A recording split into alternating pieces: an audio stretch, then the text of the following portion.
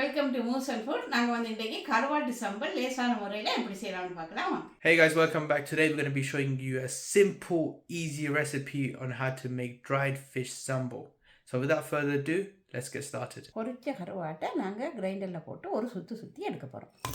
Now we're going to be grinding the fried salted dried fish. We'll catch you guys back in a minute. இப்போ அரைச்சிட்டோம். இப்படி வந்திருக்கு. We have grinded it. Let's move to the next step. 10 சின்ன வெங்காயம் வெட்டி வச்சிக்கிறேன்.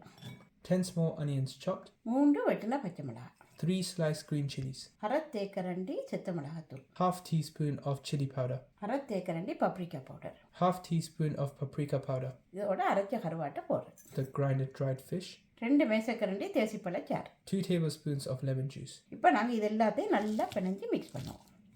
Now we're going to be mixing this up well with our hands. இதுக்கு நான் உப்பு போடல, என்னோட கருவாட்டில உப்பு இருக்கு. Because we used the dried fish which had a lot of salt in it, we're not adding extra salt on top. இதோட 1 cup துருவன தேங்காய் எடுத்து வச்சிக்கிறேன், அதையும் மிக்ஸ் பண்றேன்.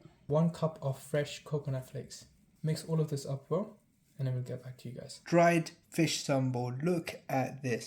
இப்போ இது முடிஞ்சிது. இது நாங்க புட்டோட, சோத்தோட அல்லது ரொட்டியோட சாப்பிடுவோம். Now this is done. You can eat this with roti, puttu, dosa. It's amazing. Simple, easy recipe to follow from home. Alright guys, so that's how you make dried fish sambal.